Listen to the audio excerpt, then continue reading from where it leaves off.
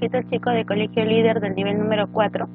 Esta semana en nuestro curso de literatura vamos a tener el tema de generación del 50, poesía.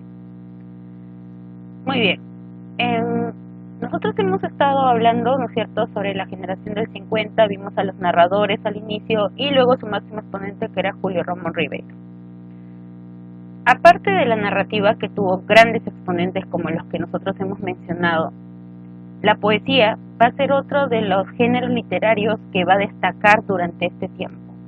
La generación del 50 fue capaz de crear en la poesía a través de la forma y a través del fondo. ¿Qué quiere decir esto?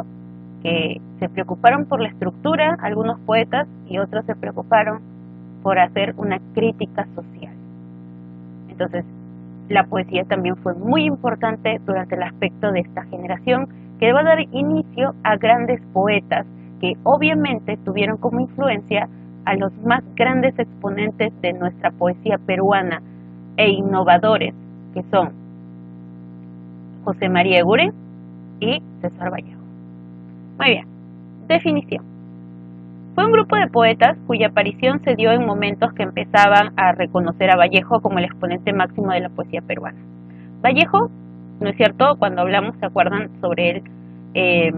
Vallejo no tuvo un buen recibimiento de la crítica en su obra Trilce. Pero tiempo después, parece que la crítica se dio cuenta que Vallejo había hecho un cambio total dentro de nuestra literatura y de manera internacional lo estaban reconociendo. En Latinoamérica se le consideraba como uno de los grandes innovadores de la vanguardia hispanoamericana.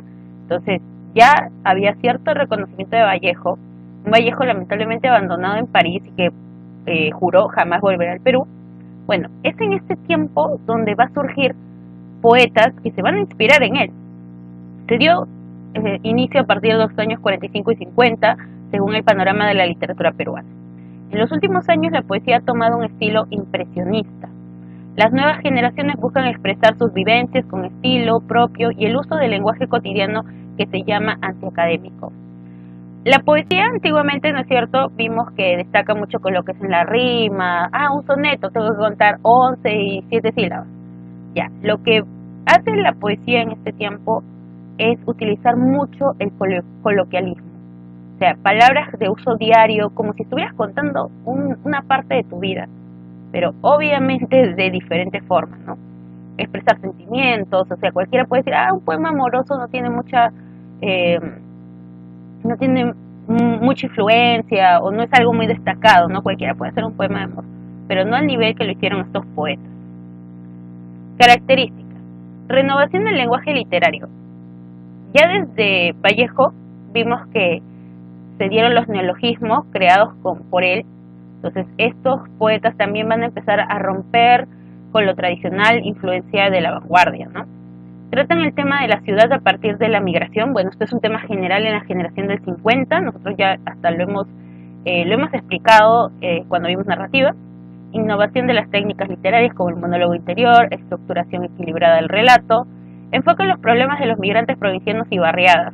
Eso también se va a ver dentro de la poesía. Exponen los problemas de las clases medias situados en el contexto de la modernización y tienen como referentes a Eguren y Vallejo. Muy bien, vamos ahora con las vertientes. Primero vamos a tener una poesía pura. En esta poesía pura vamos a encontrar una preocupación por el aspecto discursivo. Es decir, lo que les importa es crear una nueva forma de poema. Y vamos a tener como primer exponente a Javier Sológuren. A principio de su obra recibió una gran influencia del surrealismo, eso quiere decir del mundo onírico, el mundo de lo posible, el mundo de los sueños, y del simbolismo, el simbolismo francés, es decir, lo que es la sugerencia, la interpretación. Y también se nutrió de la poesía clásica española, del romanticismo, influencia de Becker, y de la tradición japonesa. Ellos, debido al modernismo, ¿no?, es una corriente propia de América, lo que les gusta a los poetas de este tiempo, a los escritores de manera general, es esas culturas exóticas. Y una de las culturas exóticas es la cultura asiática. Entonces vamos a ver cierta influencia también dentro de varios poetas. Uno de los rasgos más característicos de su obra es que fusiona el objetivo con lo subjetivo de manera estética. ¿Qué quiere decir? La descripción con su opinión.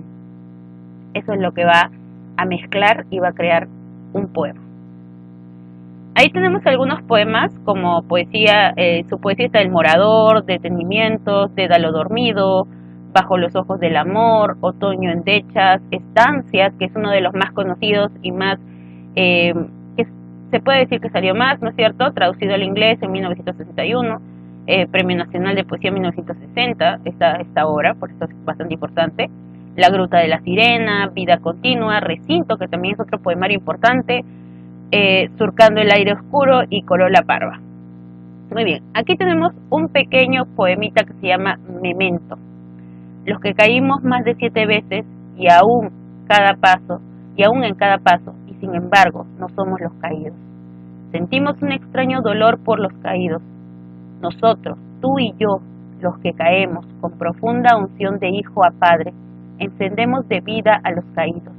La vida enajenada en las batallas, en la turbia agonía de los tiempos. Esa vida que anida en el recuerdo de los que son, de los que fueron los caídos. Una mezcla bastante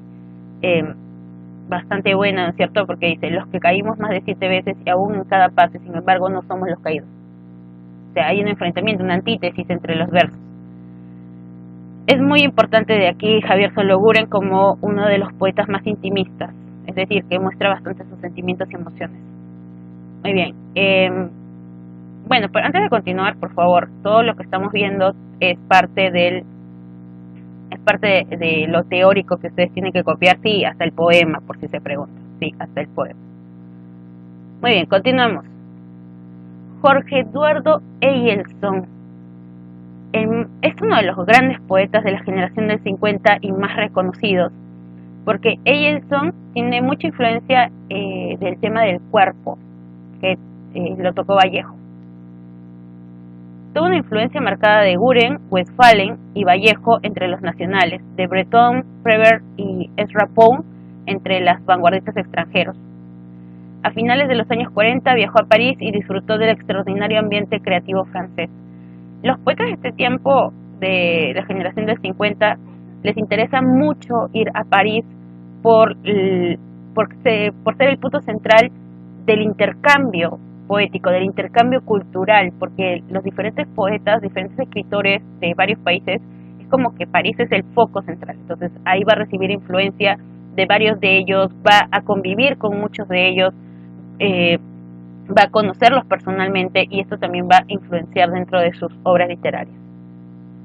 Sus obras se caracterizan por la búsqueda de la pureza en la expresión, de la realidad y del lenguaje, es decir, un lenguaje puro, un lenguaje sin recargados, pero que tiene bastante consistencia con términos que muchos no podemos comprenderlo a la primera.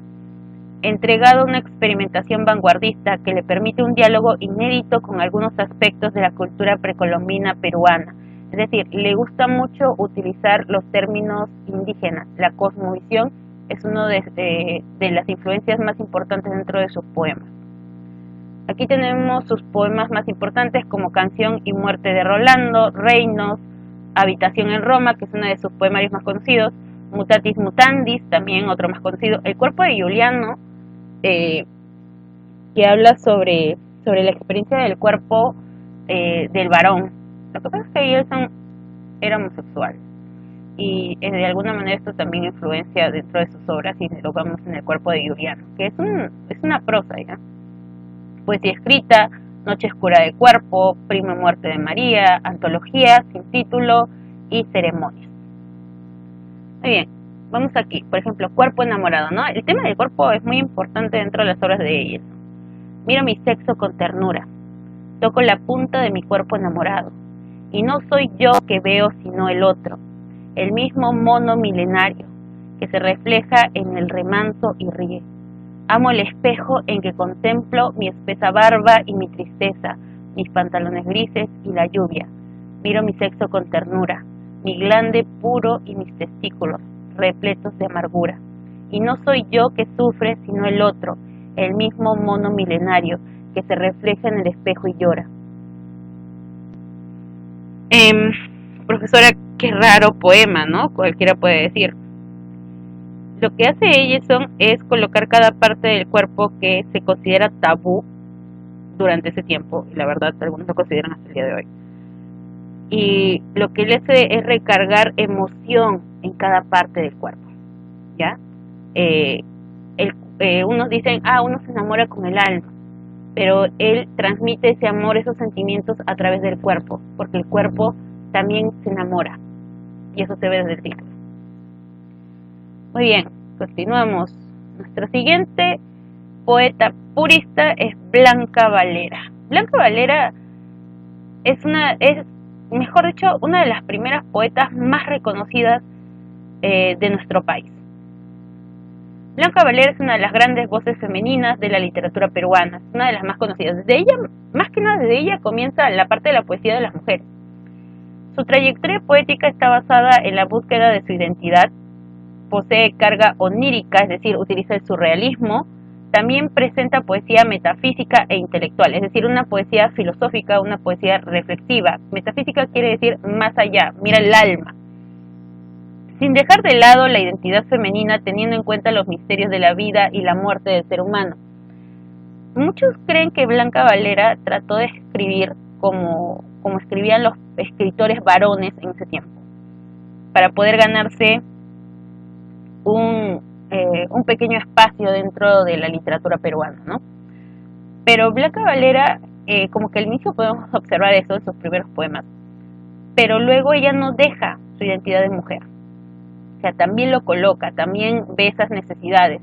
No al estilo de Alfonsina Storni, que es una poeta argentina, la cual denunciaba totalmente las diferencias sociales que hay entre varones y mujeres, pero ella lo hace de manera pura, ¿no? En la estructura de sus poemas, o sea, la capacidad que tiene una mujer de llegar al mismo nivel que cualquier poeta purista de ese tiempo.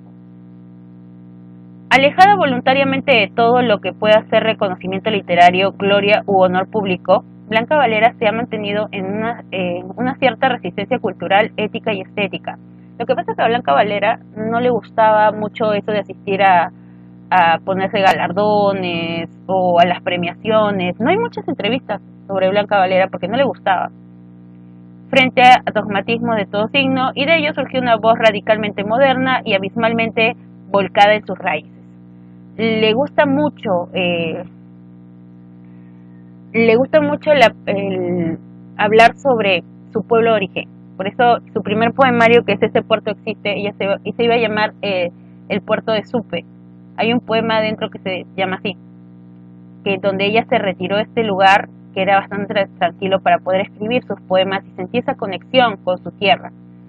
Pero Octavio Paz, el premio Nobel 1991 de mexicano, le recomendó a Blanca Valera cambiar el título. Y fue así como una pequeña anécdota donde ella le dijo, es que estuve en el puerto Supe, yo le quería poner así el título, y le dijo, ¿ese puerto existe? Le preguntó si era real, ¿no? Donde había estado. Y ahí se quedó pues el título de la obra. Curriculum vitae. ¿Qué es un curriculum vitae? Una forma de presentación, ¿no es cierto? Cuando ustedes van a pedir trabajo en algún momento, van a tener que hacer su curriculum vitae. Y nos dice, digamos que ganaste la carrera y que el premio era otra carrera. No, que no bebiste el vino de la victoria, sino tu propia sal, que jamás escuchaste vítores, sino ladridos de perros, y que tu sombra, tu propia sombra, fue tu única y desleal competidora. Este poema básicamente nos habla de que uno cree que alcanza la meta, mejor dicho, ¿no? Que alcanza su fin, su propósito, pero te das cuenta que una vez que alcanzas eso, hay más propósitos, hay algo detrás. Y tú crees que te estás enfrentando con otros, pero en realidad te estás enfrentando a ti mismo. Y es como que la vida es un sin parar. Sigue su propósito, hay otro, y otro, y otro.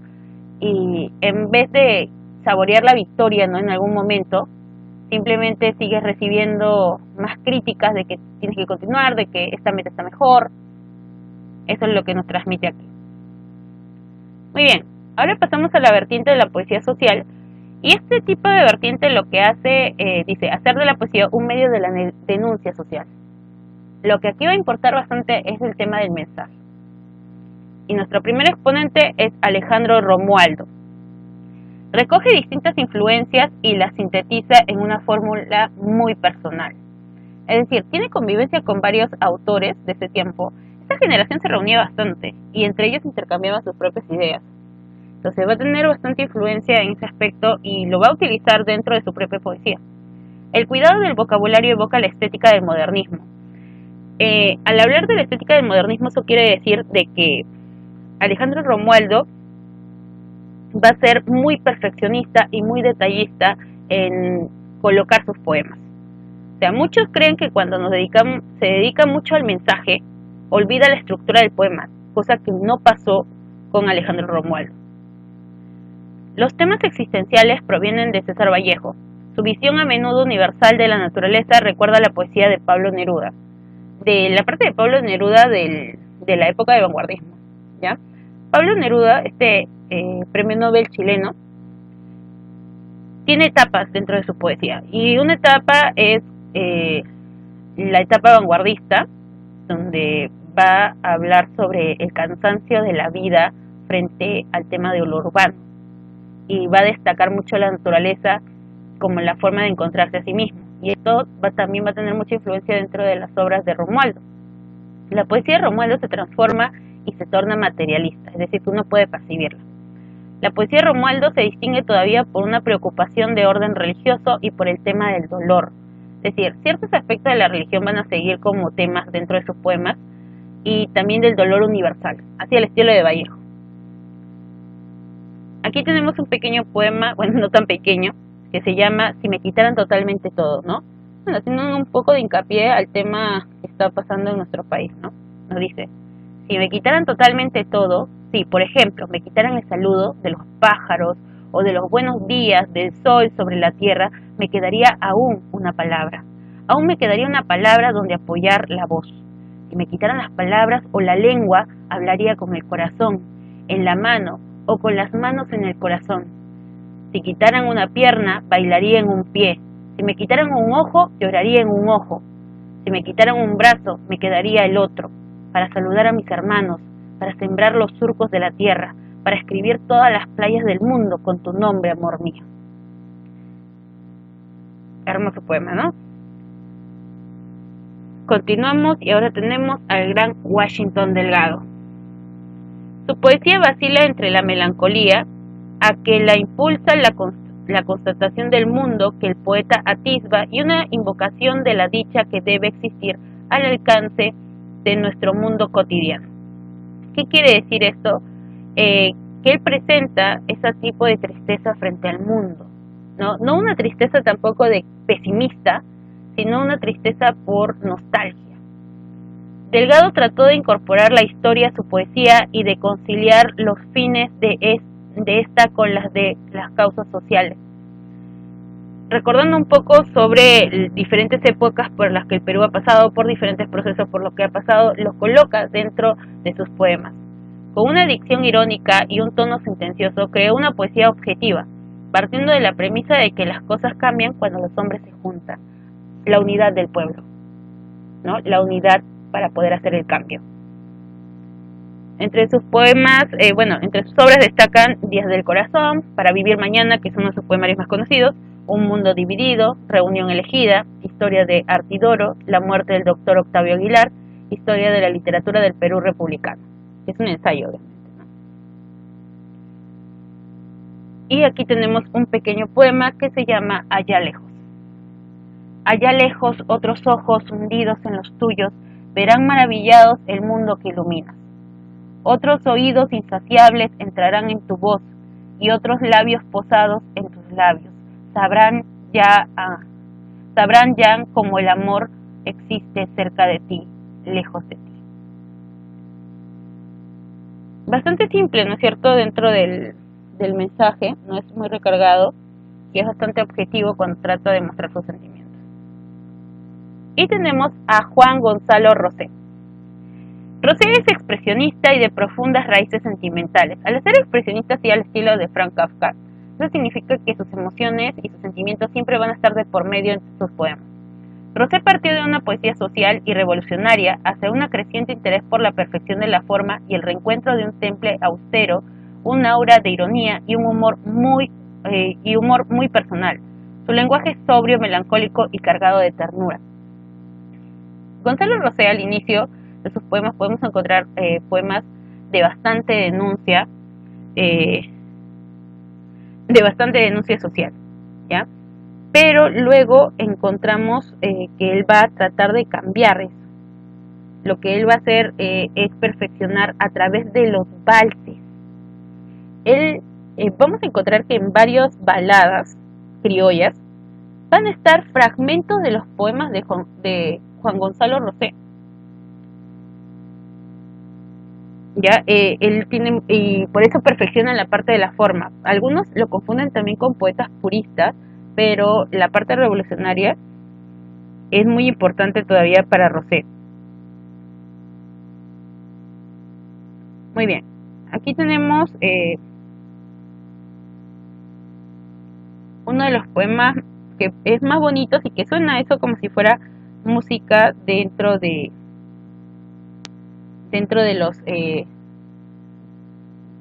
los poemas de Juan Gonzalo Rosé, ¿no? Dice: me gusta porque tienes el color de los patios de las casas tranquilas. Y más precisamente me gustas porque tienes el color de los patios de las casas tranquilas cuando llega el verano. Y más precisamente me gustas porque tienes el color de los patios de las casas tranquilas en las tardes de enero cuando llega el verano. Y más precisamente me gustas porque te amo. Bastante simple, bastante romántica sus poemas, ¿no? Exacta dimensión. O sea, es un mundo entero, pero es algo exacto los sentimientos que él tiene. Muy bien, ahora pasamos a resolver nuestros ejercicios rumbo a la universidad. Dice el primer ejercicio: la primera obra de Blanca Valera lleva por título Ese puerto existe. De cierto, les dije que antes era Puerto Supe, pero gracias a Octavio Paz se cambió el nombre del poemario. Es un poemario de Eyelson, El cuerpo de Giuliano. ¿Ya? Luego tenemos aquí, la poesía de la generación del 50 adoptó dos vertientes. Bueno, la vertiente social y la vertiente pura, ¿no? La social más que nada era una crítica y la pura venía a ser este aspecto de conservar la forma de los poemas. 7. Destacado poeta del 50 entre sus obras destaca Vida Continua. Este es Javier Sologuren. Y considerado dentro de la poesía pura del 50 autor de recinto, también es Javier Sologuren. Muy bien, chicos, ¿qué es lo que ustedes tienen que hacer? Bueno, van a transcribir pues en el cuaderno la parte teórica hasta los poemas, les he dicho. Todo lo que han visto en cada una de las diapositivas que han pasado, todo eso es la parte teórica. En el libro, bueno, lo que yo he resuelto y de tarea tienen en el libro las lecturas, las preguntas, rumbo a la universidad, los números pares, y en el cuaderno van a elaborar un mapa semántico sobre Manuel Escorza. Manuel Escorza se considera parte del neoindigenismo, pero también se le considera dentro de la poesía de la generación del 50. Ustedes van a colocar las características, cierta biografía sobre Escorza, pero quiero las características de su literatura en la poesía. Y van a analizar el poema La casa vacía de Manuel Escorza. Cuando digo analizar es género, especie y la interpretación. Mínimo 5 líneas sobre la interpretación de La casa vacía y también copian el poema. Muy bien, chicos, entonces ese ha sido nuestro tema de la generación del 50, poesía.